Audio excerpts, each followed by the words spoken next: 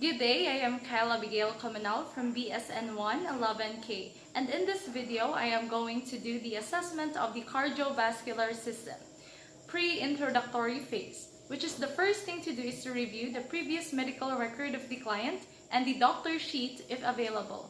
Okay, now reviewing the previous medical record of my assigned client.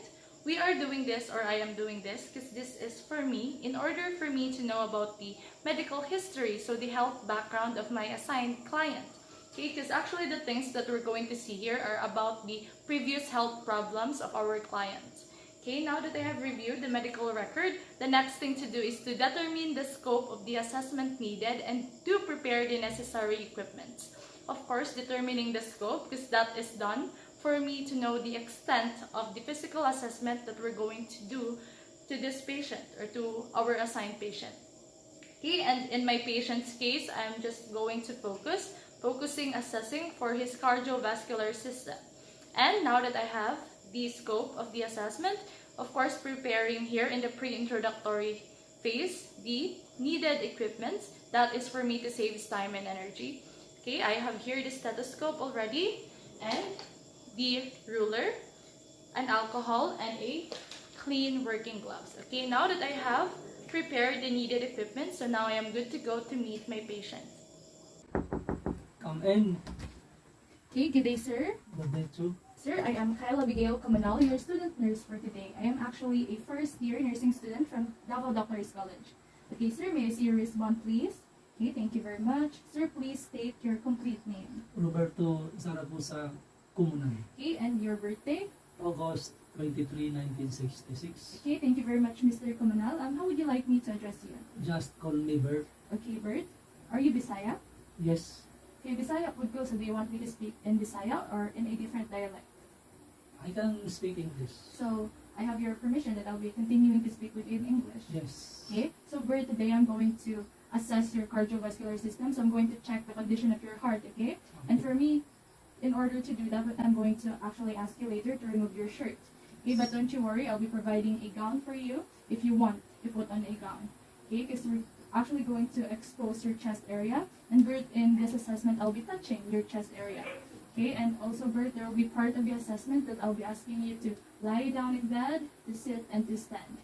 Okay, and Bert, and I'm also going to ask some personal questions from you. So would that be okay with you? Okay.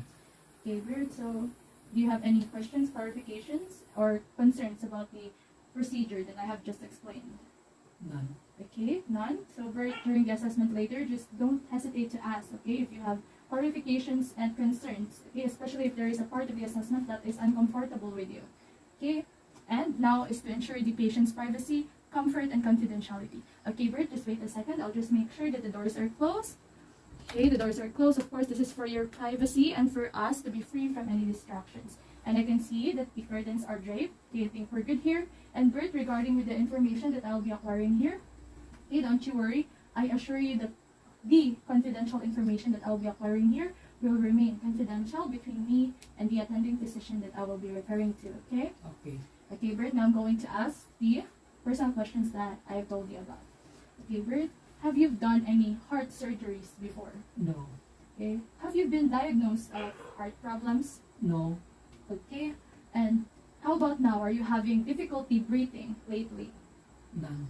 Okay, that's great to hear. How about in your family, Bert? Is anyone in your family been diagnosed of heart problems No. or heart failures? No. Okay, that's great to hear. Okay, Bert, do you smoke? No. Okay, so do you do exercises? Yes. Regularly. Okay, that's great to hear. Okay, Bert, that are actually the things that I wanted to ask from you. Okay, just wait a second, Bert. Now I'm going to perform the hand hygiene. Of course, to deter the spread of the microorganisms. And now to don my gloves. Of course, we're doing this to avoid cross-contamination.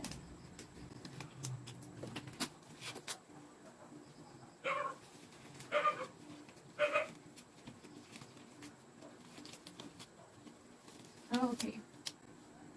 Okay, now that I have put on my gloves, now actually we are good to start the working phase or to start the assessment, which is the first thing that I'm going to assess is for the jugular veins. And the first thing I'm going to do here is I'm going to stand at the right side of my patient and had the patient in a supine position. Okay, but right now I have here your gown. Okay, so I'll just put here if you want to put them on. Okay, so may you remove your shirt, please.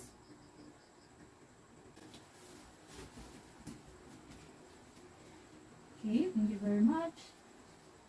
Okay, right now you can lie down in bed, please. Okay, thank you. Okay, now I'm on the right side of my patient, and the next thing that I'm going to do now is to head the head of the bed, or to make sure that the head of the bed is elevated about 30 to 45 degrees. Okay, so since I don't have an adjustable bed, just like in an actual healthcare facility where we can actually adjust the head of the bed, so I'm just going to put a pillow. Okay, I'm just going to add a pillow under his head. Okay, Bert, I'm going to add pillow under your head. Can you lean forward for me? Okay, thank you very much. Okay, Bert, you can now lie down again. Okay. Okay, now that we have elevated the head of the bed at about 30 to 45 degrees and making sure that the head and the torso are on the same plane. Okay, now we are good to go to assess for the jugular veins. Okay, Bert, can you actually turn your head slightly on your left side, please? Okay, because we're going to actually observe here for the pulsations and the shadows. So, in observing for that, we're going to shine a tangential light, okay, into his neck, into the suprasternal notch, and around here in the area of his clavicle. Okay, here I can actually see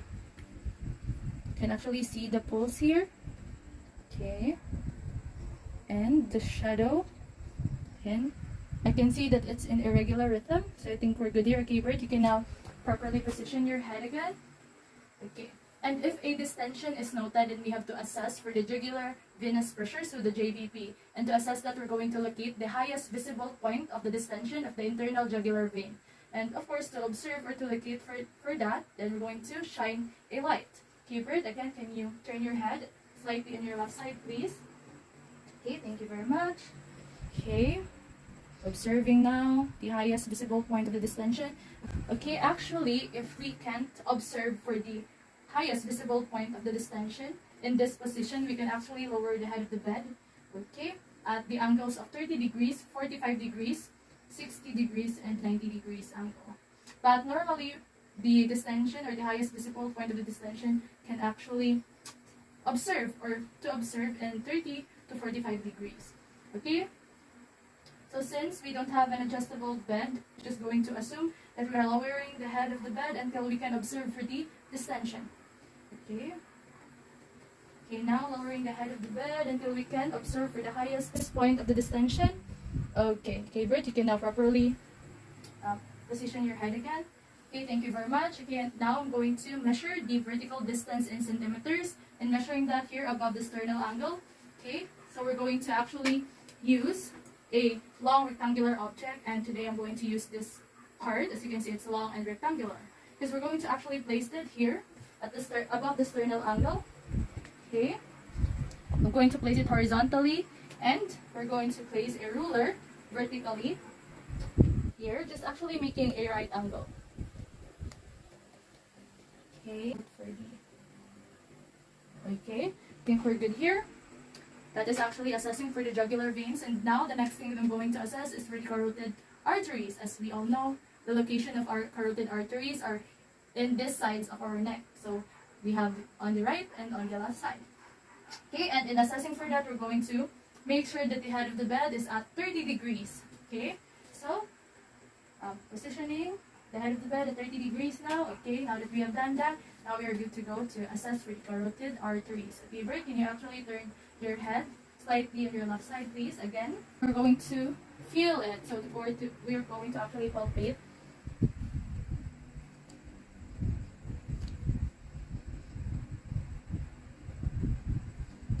Okay, I think I've located it. Okay, I have located his pulse on his carotid artery here. And I can feel that it's actually an irregular rhythm. So I think we're good here. Okay, Bert, can you actually turn your head on this side? Okay, thank you very much. And palpating for the carotid artery here.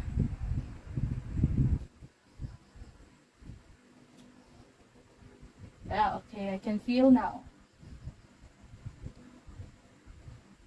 Okay, and it's actually in a regular rhythm also, so we're good. Okay, Bert, you can now properly position your head again. Okay, thank you very much. And now is the auscultate. Okay, using the valve part of the stethoscope, of course, and auscultating. Okay, and I'm also gonna have to ask my client also to actually, and I also gonna have to ask the client and auscultating for the carotid arteries to actually exhale fully and hold it, okay, to actually listen for bruit. Because if we do hear bruit, then we have to palpate the artery, okay, to determine of a presence of a trill. Okay, right now I'm going to auscultate for your section of your neck and on the other side, okay? Okay. Okay, so you're going to feel actually a light pressure in this. Okay, so Bert, can you actually turn your head in this side? Okay.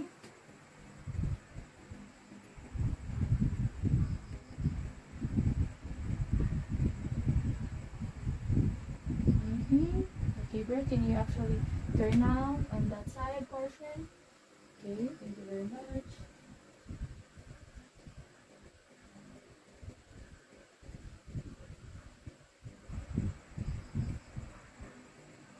Okay, Bert, now when you breathe in for me, breathe in.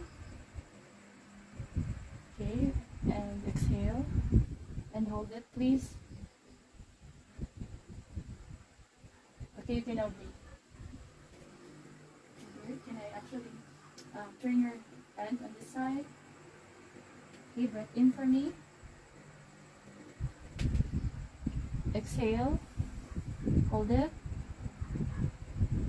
Okay, you can now breathe. Okay, Bert, you can now properly position your head back. Okay, thank you very much. Okay, that is actually assessing for the carotid arteries. Okay, the next thing that I'm going to do now is to inspect the patient's chest, to generally inspect for the chest, so the chest wall. So since I have an adult male client, so we are good to go to the inspection, because if we actually have a female client, then we have to keep his chest area or his breast draped during this inspection of the chest, of course, because we're going to actually, if it is a female, we're going to actually lift his breast to properly inspect for the chest or the chest wall, or better ask the client to lift his breast by herself, okay, for assistance. Okay, so here we're actually looking for abnormal pulsation. Okay, so I'm going to shine a light on across the chest wall and over the cardiac apex to better viewing of more visible movements. Okay. Okay. Okay, here at the cardiac apex. And across the chest. Okay, I think we're good here. And the next thing now that I'm going to do is to actually inspect and simultaneously, while I am expecting for the pericardium for the pulsation, I'm going to also palpate at the same time. Okay, so I'm going to palpate here at the aortic area. Okay, using my finger pads.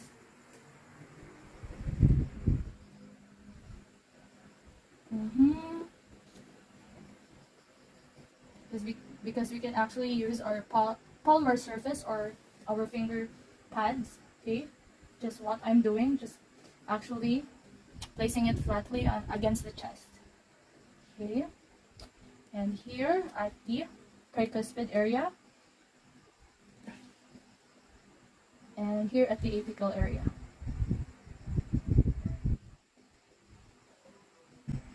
Okay, we're good here. So the next thing that I'm going to palpate now is for the trills.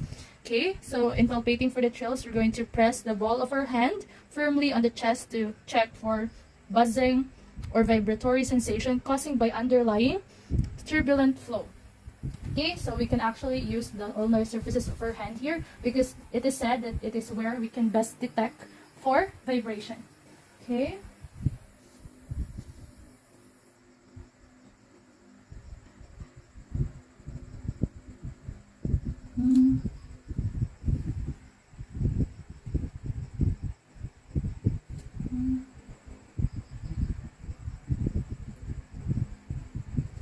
Okay. And now for palpating for the impulses, I'm going to use the finger pads. Okay, these palmar surfaces of our finger pads. Okay, here in the aortic area, in the pulmonic area,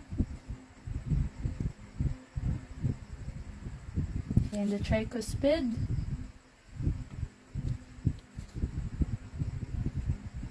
okay, and now on the right ventricular area at the lower left border of the sternum here. Okay, and also here at this subsequifoid area using the palmar surface of our hands.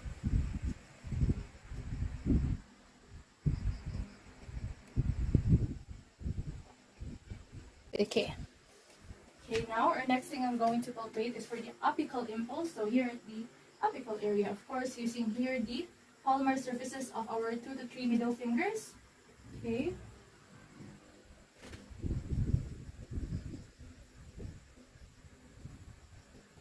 Okay, and then for finer assessment, we're going to palpate with actually one finger. Okay, to confirm the characteristic of the apical impulse. So we're going to actually note here for the diameter, the location, and the amplitude. Okay, I think we're good here. If we can't actually palpate or feel for the apical impulse in this position, while the client is in a supine position, we can actually ask the client to roll or to position in a left lateral position. Okay, Bert, can you actually roll on your left side, please? Okay. Okay, thank you very much. Okay, that's it. And I'm going to apply pressure in this area, Bert, okay? Okay.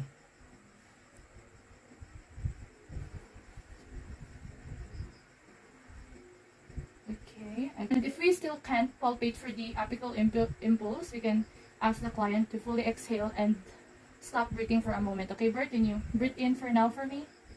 Breathe in. And exhale. And hold it, please.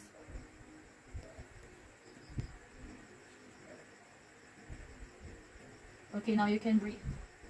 Okay, Bert, you can now lie down again in bed. Okay, and the next thing I'm going to do is to palpate here the epigastric region. Okay, this is done to assess for the abdominal aortic pulsation. Okay, Bert, I'm going to apply pressure in this portion of your chest, okay? Okay.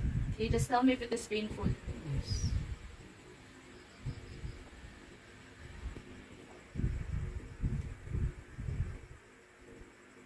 Okay, I think we're good here. So now we're going to proceed to the next thing, or to the next step, which is to auscultate. So auscultation, of course, to assess for the heart rate and rhythm. So using the diaphragm first of the stethoscope, and we're going to have to listen for the heart sounds, okay, in 1 full minute. Okay, Bert, now I'm going to apply a light pressure on your chest, okay? Okay. Okay, just breathe regularly in every placement of the stethoscope against your chest, okay? Yes. Okay, starting here at the aortic area.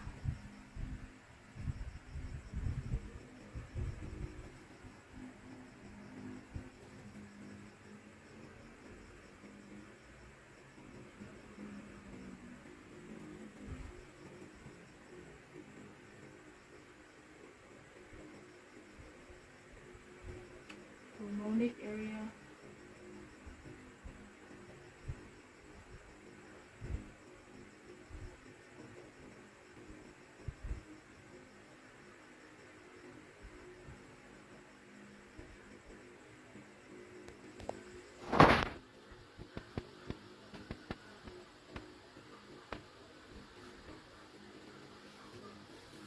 Tricuspid.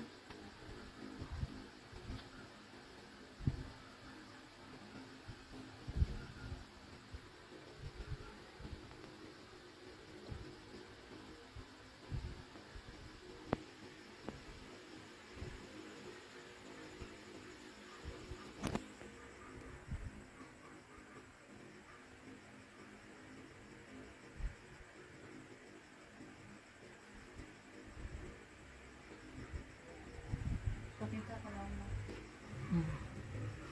Kapan?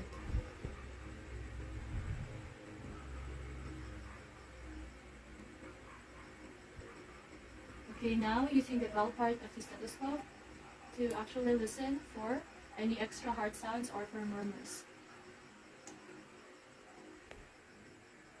Still here in the anatomic sites.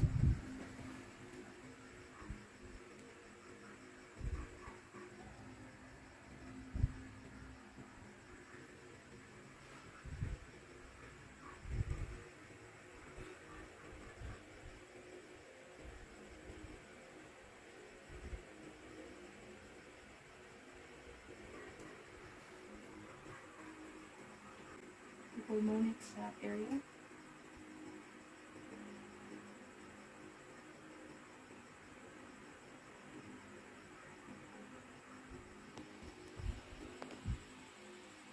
The tricuspid area. Here the tricuspid.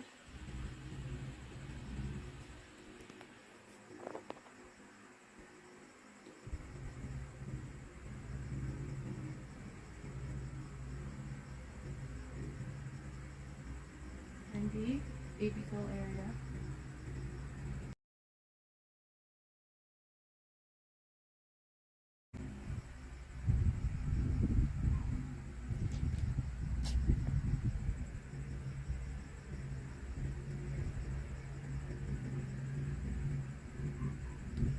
Okay, Bert, can you actually roll on your left side, please? Lie on your left side. Okay, thank you very much.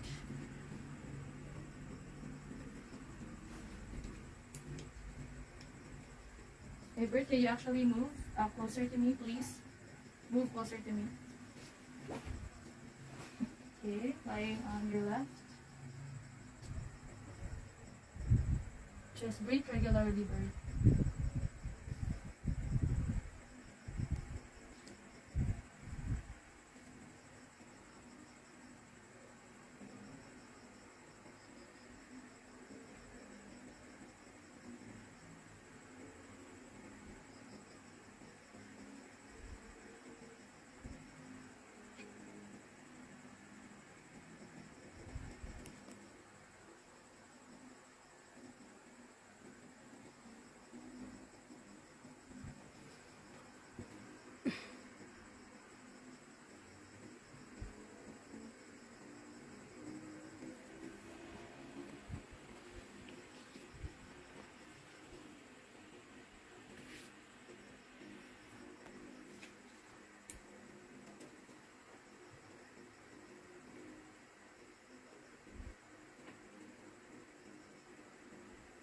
Just breathe regularly, Bert, okay?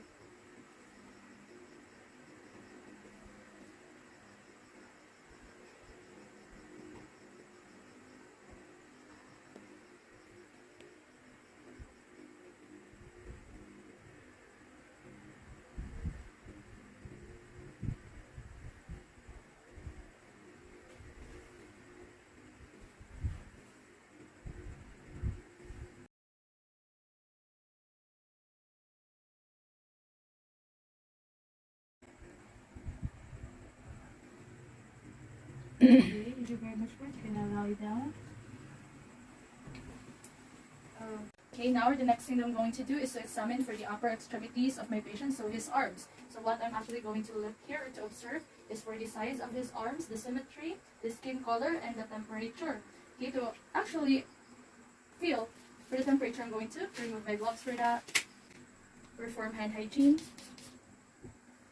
Okay.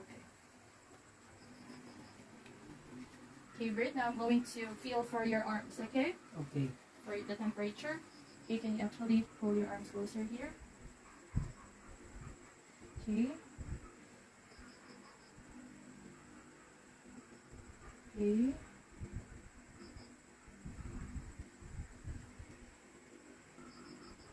Okay, as you can see, so in assessing for the temperature using the dorsal surfaces of our hands, because it is said that is where we can best detect for the temperature. Okay, so now also we're going to look here or to observe if the patient's arm has any edema, so if there's any redness. So I see that there's actually no redness. His skin color actually is consistent, so that's good. There's no lesions. And for the skin texture now, okay, Bert, I'm going to feel for your arms, okay? Going to touch your arms. Okay, if there's any changes in the texture of the skin, it's actually a bit dry, but it's actually soft. Okay, so I think, and also for the hair distribution, okay, I can see that the hair distribution actually is evenly distributed. Okay, and I can see that his arm is symmetrical. Okay, and it's in the same size as the other. Okay, that's good. Now also here in the upper extremities, we're going to note or observe for the peripheral veins. Okay, if there's any presence or appearance of superficial veins. Okay, Bert, how about your other arm, please? Okay. So, of course, we're going to palpate for the radial pulse.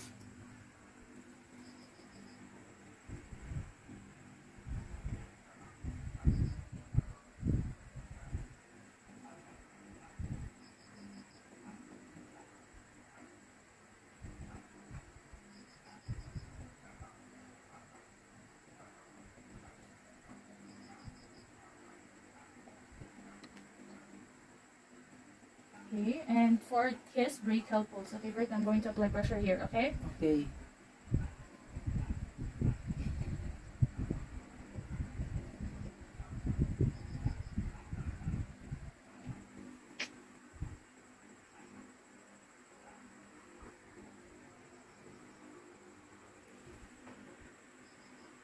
Okay, I've located your radial pulse, brachial pulse.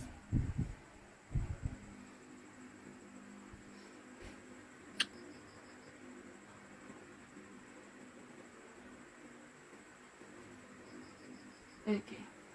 Okay, I'm just going to go to the other side, as here, for the radial pulse. Okay, Bert, I'm going to apply pressure here, okay? Okay.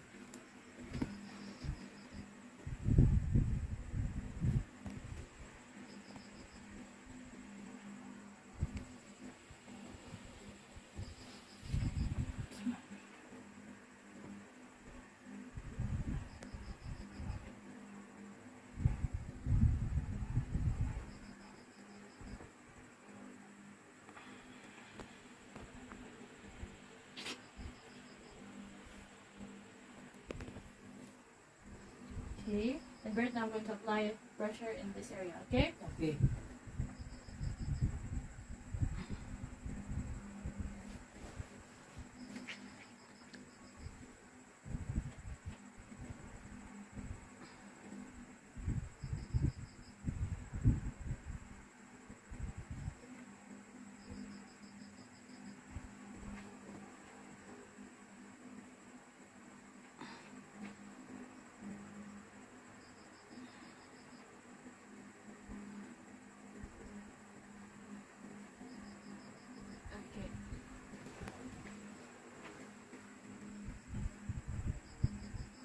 Okay, and now, of course, we're going to assess for the capillary refill of my patient. Okay, Bert, I'm going to apply pressure here, okay? Okay. Okay, I can see that the color actually turned back less than 2 seconds. I think we're good here. About your other finger. Okay, that's good. Okay, Bert, now I'm going to examine your legs, okay? Okay. I'm going to remove this sheet.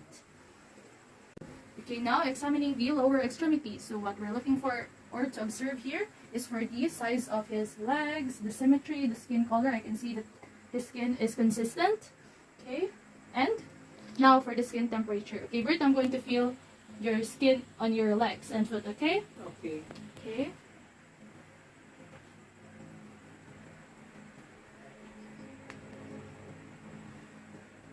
Okay, now for the skin texture. Okay, Bert, I'm going to feel your skin on your foot and legs, okay? Okay.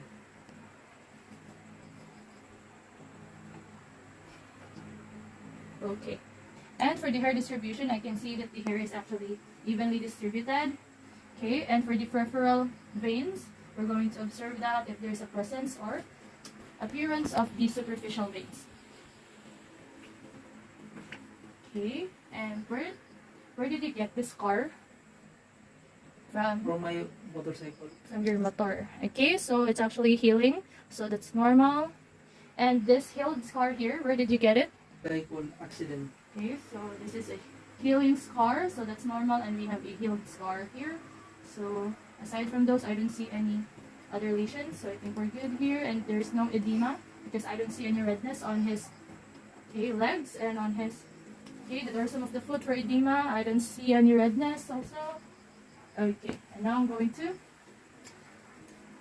Bert, can you bend your knee? I'm going to actually feel for your calves here. Okay, now Bert, can you tell me if it's painful if I'm going to press this, okay? Okay. So you don't feel any pain when I do this? No. Okay. How about here? No. Okay, here? No. Can you bend? Can you feel pain? No. Okay, no. So here, capillary refill. Okay. Okay, actually turns this original color in less than 3 seconds, so that's good. Okay. Okay. How about here? Okay. And Bert, I'm going to flex your foot in this direction, okay? Okay. Just tell me if it is painful when I do this. Yes. Is it painful? No. How about here? No? No. Okay. So here? No? No. About here? No. Okay, I think we're good here. Okay, and that is actually the assessment of the cardiovascular system. So now I'm going to proceed to the summarization and documentation. Okay, Bert, what I would like to do now is to sum up everything to you. And as what I have seen and observed during the assessment, I don't see any abnormalities. Okay, so that's great. That's good. Okay, Bert, now I'm going to assist you to put on your clothes. Okay, now you can sit or lean forward, please. Okay. This. Okay. Okay, Bert, now actually done.